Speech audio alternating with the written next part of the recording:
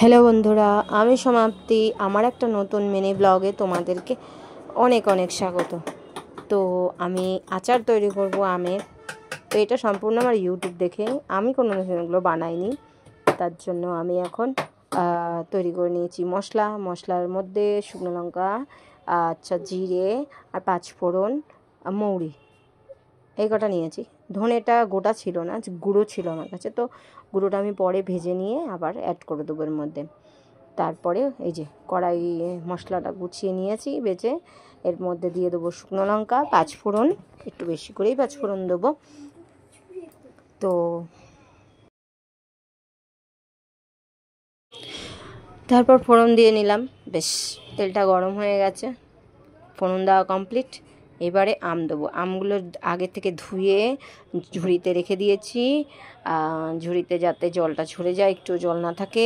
আর রান্না করতে বসে আমার তো হাজার কাজ থাকে, আমি এই জল ভরতে যাই, এই কাজ করি। তো আমার একটু ভুল হয়ে গেছে, সেটা আমি বলছি পরে, ভিডিওটা চলুক ততক্ষণ আমি ঠিক বলে দেবো। দেখো, আমি তো আর পারফেক্ট নই, যে আমি সত্যি আমি পারফেক্ট নই, আমি কোনো কিছুই ভালো হয়তো পারি না। তো ঠিক আছে, চলুক। এবার গ্যাসটা তো বাড়িয়ে দিয়েছি, খেয়াল নেই, গ্যাসটা একটু কমিয়ে দিলে ভালো হতো। তা বাড়িয়ে দিয়েই আমি আবার জল ভরছিলাম। তো জলটা ভরতে কলটা বন্ধ করতে গিয়েছিলাম, ব্যাস হয়তো কয়েকটা সেকেন্ডে হবে বা কিছু সেকেন্ডের জন্য আমটা একটু লেগে গেছিলো। তো কি করব, তারপরে দিয়ে দিলাম নুন, হলুদ, একটু লঙ্কার গুঁড়ো দিলে ভালো হতো, কিন্তু ওই মুহূর্তে আমার কাছে কাশ্মীরি লঙ্কার গুঁড়ো ছিল না। আর শুকনো লঙ্কা যেহেতু অনেকগুলো বেটেছি, ঝাল হয়ে যাবে বেশি, তাই এক্সট্রা আর লঙ্কার গুঁড়ো দিলাম না। এখানে দিয়েছিলাম, দেখছিলাম দিচ্ছিল, তো আমি দেইনি। তো এবার একটু ভালো করে একটু তেলে নেড়ে চেড়ে নেবো, একটু ভাজা ভাজা হবে। এরপরে আমি দিয়ে দেবো চিনিটা আমি মাপ মতন দিচ্ছি, আমার আন্দাজ মতো, আমি যেতটা মিষ্টি খাই ততটাই। তো আমি তো মিষ্টিটাই বেশি পছন্দ করি, ঝাল আমি একদমই খেতে পারি না, আমার ছেলে মেয়েও পারে না। তো আমি চিনিটা একটু বেশিই দিলাম।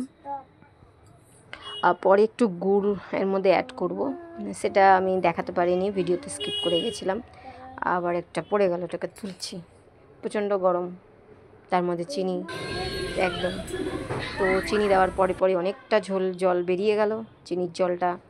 এটা একটু ঢাকা দিয়ে দিলাম, দেখলাম একদম মজে গেছে, ব্যাস। এইবারে আমি আমার ভাজা মশলাটা দেব।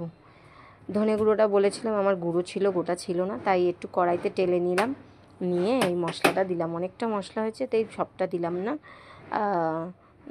এবার দেখে বুঝে দেব, কারণ ঝালটা বেশি হয়ে গেলে আমার মেয়ে খেতে পারবে না, সবচেয়ে বড়। তো কষিয়ে নিয়েছি ভালো করে, আর এর মধ্যে দিয়ে দিলাম এক ঢাকনি ভিনিগারটা দিলে পরে কোনো কিছু খাবার